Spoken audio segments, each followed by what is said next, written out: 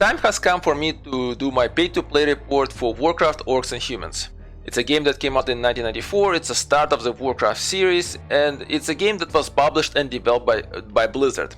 It's a PC exclusive game, it's playable through the use of DosBox on the modern systems when it comes to PCs, and this game is available to be purchased through GOG, in which case it will come already bundled with a DosBox with all settings optimized for you.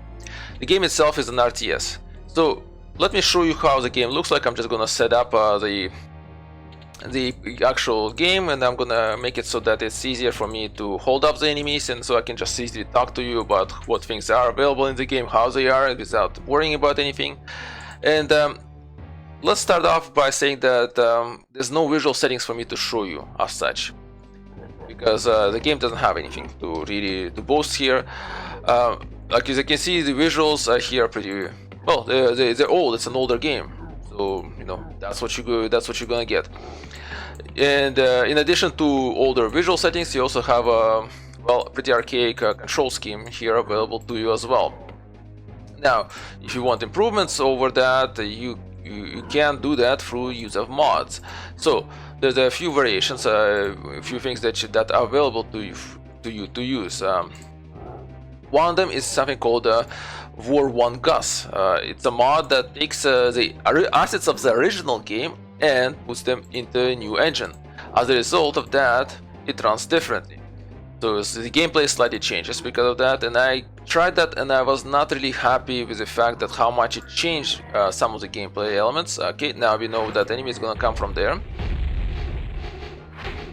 There we go, good. So now we can kind of establish our defenses here now.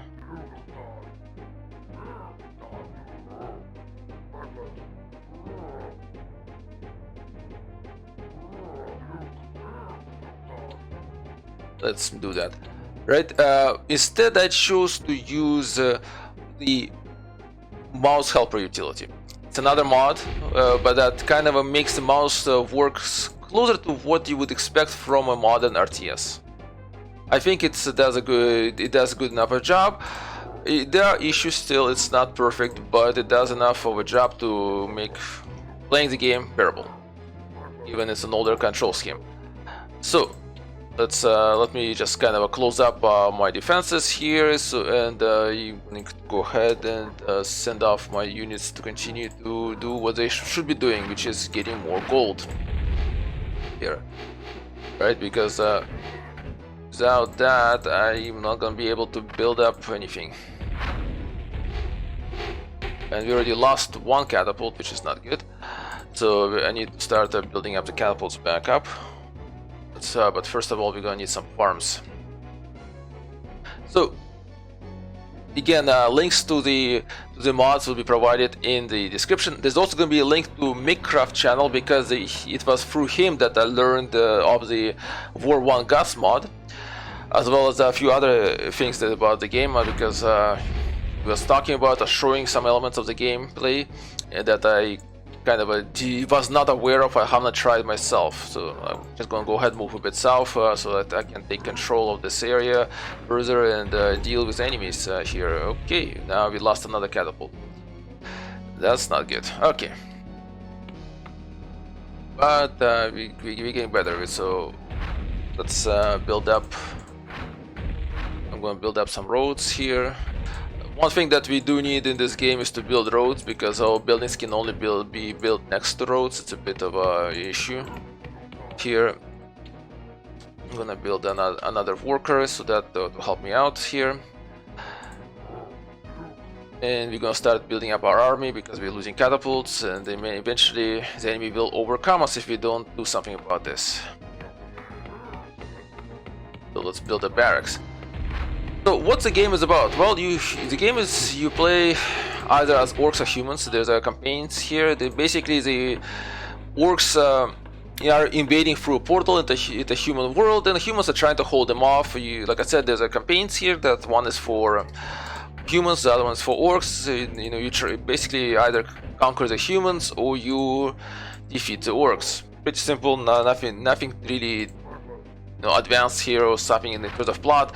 Actually, most of the plot development does not happen through the gameplay. There's some within the briefings, but I think a lot of it is just told through the elements that are provided in the manual. Like the manual gives you the whole background of how things came about before. Like it's tells a story from both perspectives, from the orcs perspective and from the human perspective. Really well, it's well done. Like it tells you all about the buildings and units, something that the game will not tell you.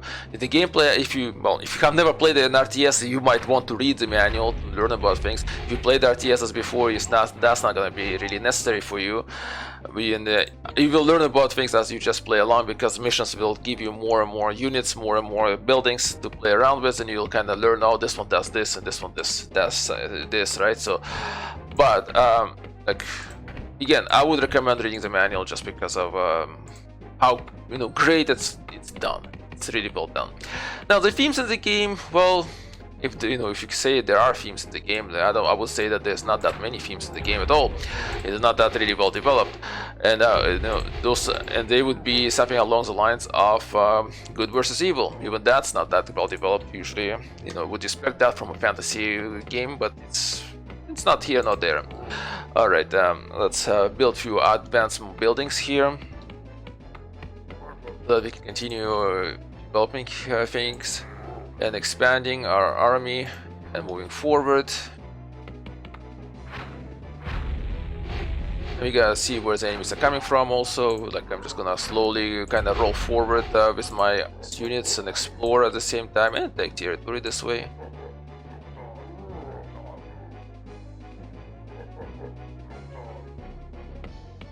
Right, then we can also build actually wrong key.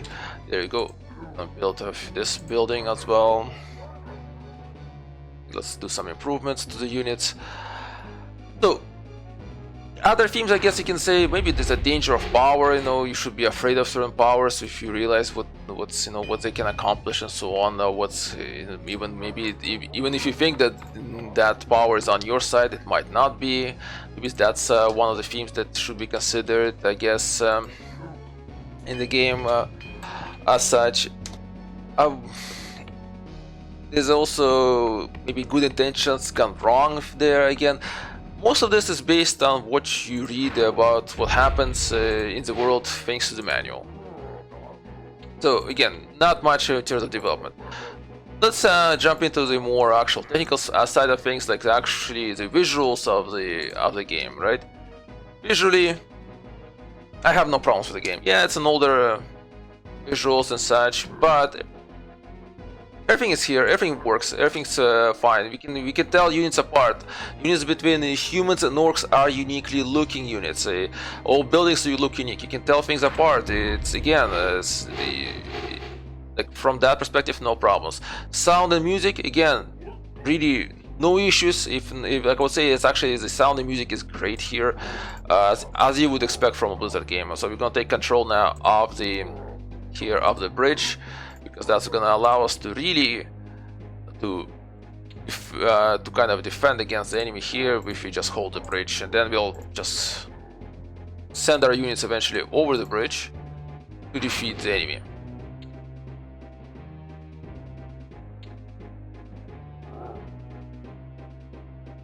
And I'm going to quickly build up some other units that I'm going to need here. Hope to.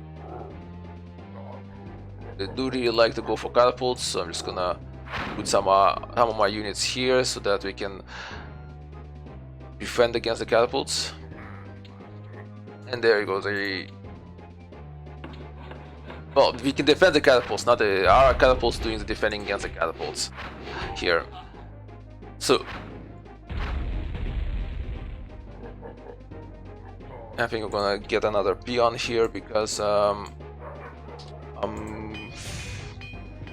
going to be feeling a squeeze on the gold race very soon, and I'm going to need to be able to build up some of the units to show you things.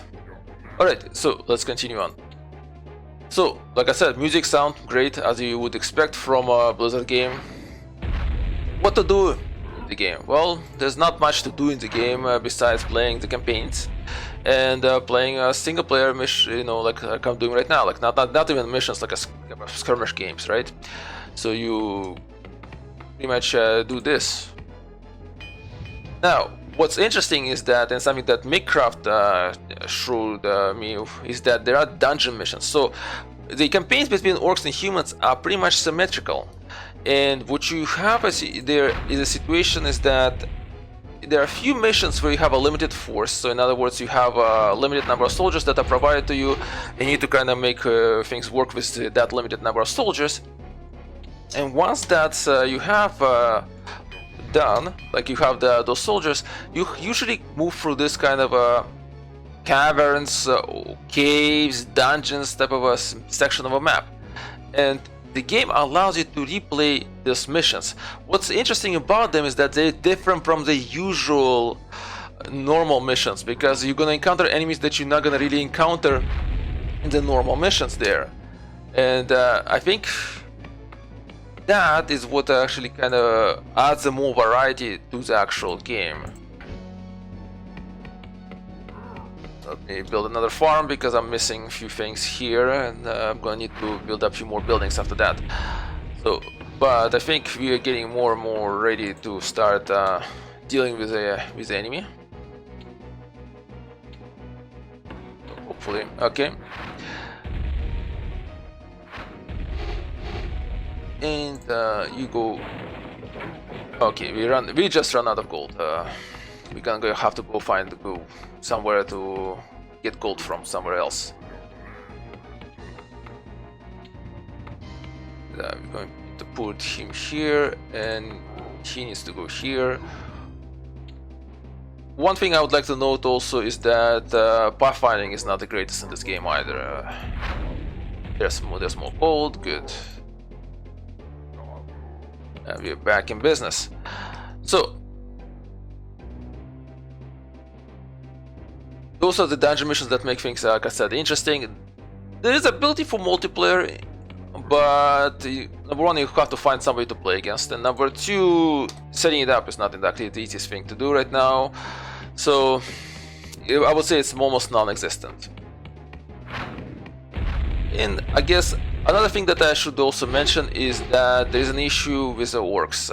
They do feel underpowered versus humans. Like there's a balance here in the game, might not be, well, it might not be there.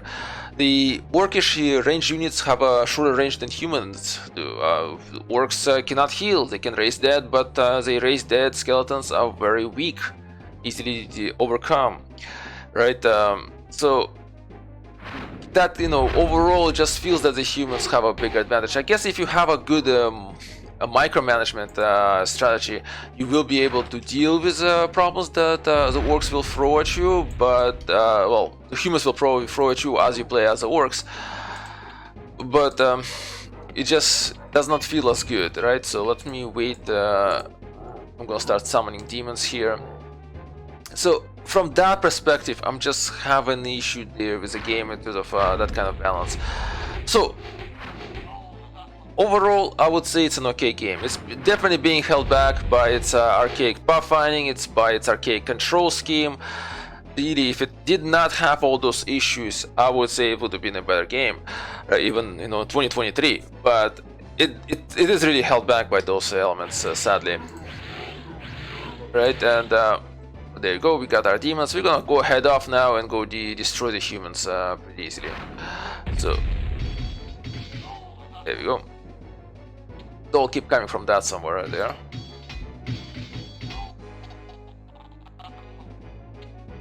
There we go. All right.